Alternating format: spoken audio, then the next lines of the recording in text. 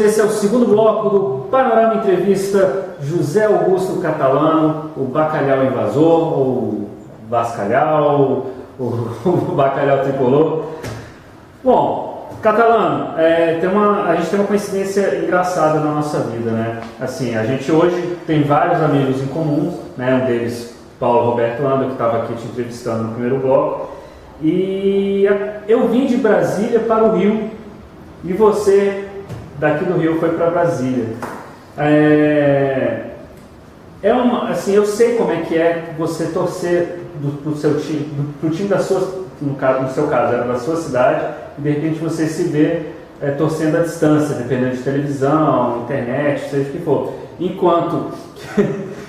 Enquanto eu passei praticamente minha vida toda sofrendo longe, dependendo da Rede Globo, né, para saber o que aconteceu com o Fluminense, vítima da Flapress. Mas assim, eu queria saber de você, como é que você hoje vê, como é que você acompanha o seu time, né, o Vasco, lá do Planalto Central? Eu acho que hoje a coisa é muito mais simples, porque outrora não existia um pay-per-view. Então, hoje em dia, de lá consigo assistir todos os jogos do Vasco, consigo assistir jogos dos outros, se os horários não baterem e tal. Então, essa tarefa fica bem simplificada, porque antigamente você devia sofrer muito mais do que eu sofri. Mas assim, é pena, eu estou numa cidade cujo futebol é totalmente incipiente. Incipiente de tal forma que você não encontra motivação para ir ver o jogo. Já pensei algumas vezes em ver jogo do Brasiliense, mas, pô, é de uma pobreza tal a coisa, ainda espera-se que melhore, que não há motivação para ficar no estádio lá, não. Assim, mas tem um outro lado também que eu parei para pensar um outro dia. Não sei se você vai concordar comigo. Existe uma vantagem de você morar em Brasília, assim como em outras cidades, nessa questão do futebol. A gente tem mais acesso lá ao futebol das outras regiões. Porque lá tem, além de vários torcedores dos times cariocas, eu inclusive conheço um torcedor da América em Brasília. Mas você tem muito corintiano, muito palmeirense, muito são paulino, alguns santistas, aí tem torcedor do Sul, torcedor do Nordeste. Assim, você percebe que de repente lá você consegue respirar um pouco fora do Rio de Janeiro, assim, questão de futebol? Sim, nesse sentido sim. Tem muito, eu conheço, vejo muito São Paulino por lá. E isso realmente acontece. Você às vezes vai num bar, está tendo um jogo qualquer de São Paulo, e você vê um cacetão de gente uniformizada com o uniforme tipo de São Paulo. Inclusive, os primeiros jogos da Libertadores do Fluminense não passaram lá, porque todos os jogos que eles passavam eram jogos do Corinthians. O Corinthians preponderava em cima do seu time. Não, e o Corinthians, se você parar para pensar, ele está sobrepujando a Flapress. Hoje em dia você, no país você vê uma Timão Press, uma banda de louco Press maior que a Flapress ainda. Talvez dentro daquele caminho que a gente já debateu algumas vezes, que é a vontade de alguns em fazer a espanholização do futebol brasileiro. Isso existe.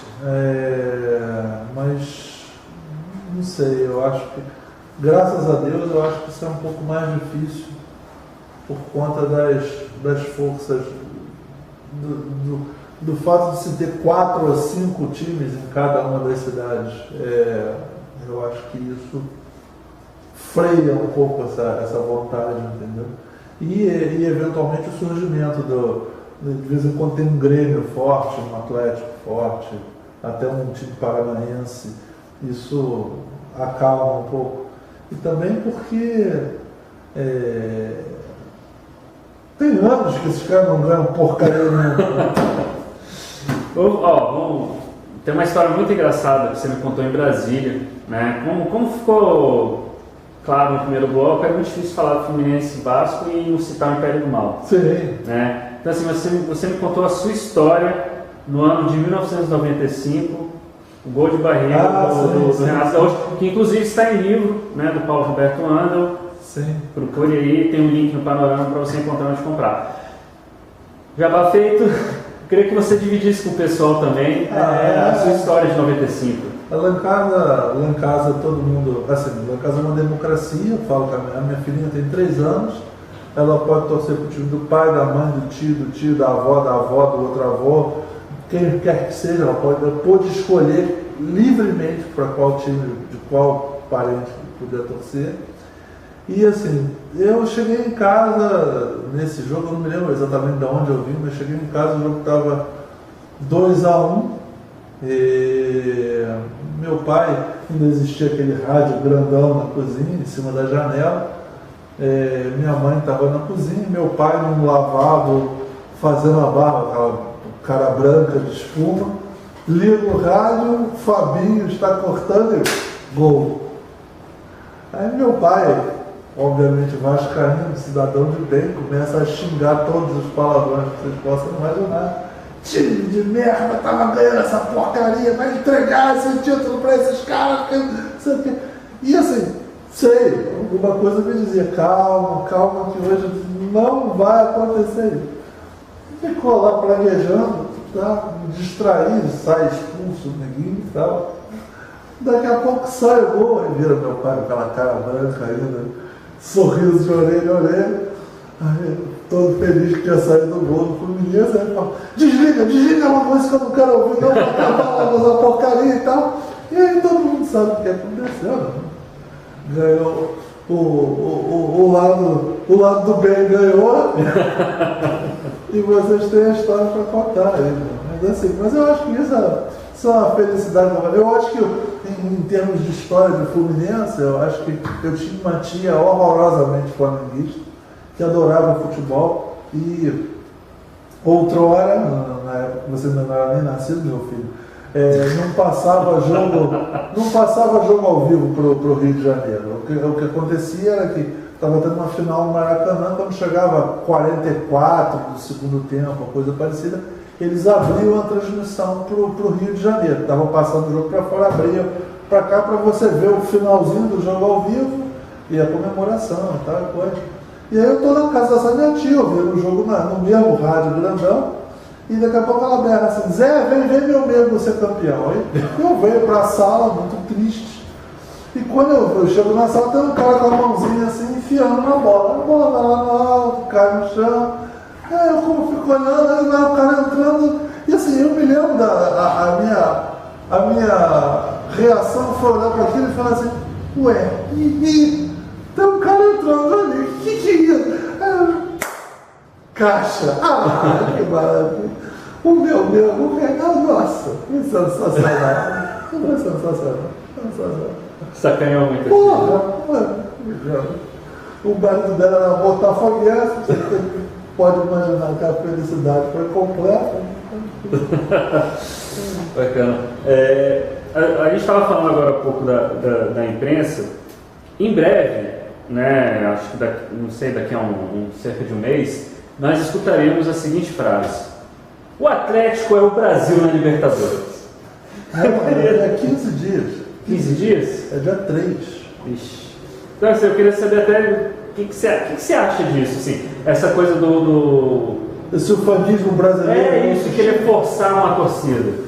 Existem times que são, por exemplo, eu tenho total implicância, me perdoa, além da implicância com o Flamengo, óbvio, total implicância com o Botafogo de futebol alegados, com o Bahia, com o Cruzeiro, enfim, todo mundo.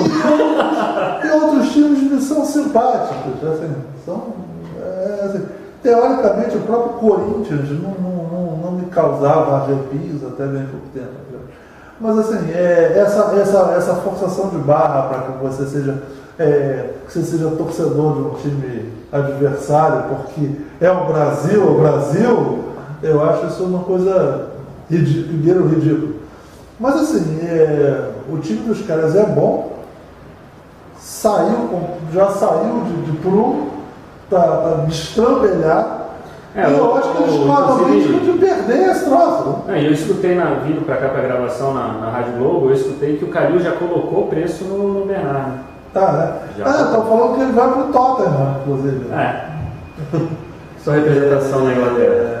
Exatamente, mas é complicado essa coisa de torcer teoricamente, normalmente eu não consigo assistir um jogo de futebol que seja sem estar torcendo para alguém. Você pode até começar neutro, mas você vai olhando, daqui a pouco vem um miserável, dá um pau no adversário, você começa a ficar com raiva daquele cara, você passa a torcer para o time adversário. Então, assim, teoricamente vou torcer para o Atlético, vamos ver. Mas assim, levar fé, não levo não. Já acho que já ocorreu um milagre, porque São Vitor, na verdade, é um mão de pau, não segura nada, e pegou aquela bola para o sujeito bater o pênalti igual o Zico, né? Uma coisa horrível. Enfim, eu acho que... dizem as más línguas mexicanas que o cara desistiu do futebol por aquele pênalti. Sim. Bom, eu só tenho a agradecer ao José Augusto Catalano, repetindo o que o Paulo já comentou, ele é um dos grandes responsáveis pela existência do Panorama Tricolor, apesar de ser bacalhau, de ser vascaíno, e você pode conferir, além da coluna dele, está sempre toda semana no Panorama, você pode conferir a participação dele, quase sempre, no Hangout, né? De vez em quando ele dá uns palpites. Está lá na vinhetinha lá, o Bacalhau Invasor, ficou muito bacana, parabéns Wallace. E é isso, esse foi o Panorama Tricolor Entrevista, José Augusto Catalano, o Bacalhau Invasor. Saudações pelos maltinas. Quer mandar além das saudações, quer mandar um último beijo? Beijo para a madame, que está lá em Brasília, beijo para minha filhinha, Manu, beijo para todos os vascaínos, para os tricolores de bem e os que não são de bem também, um grande abraço. Então é isso. Até a próxima. Aquele abraço.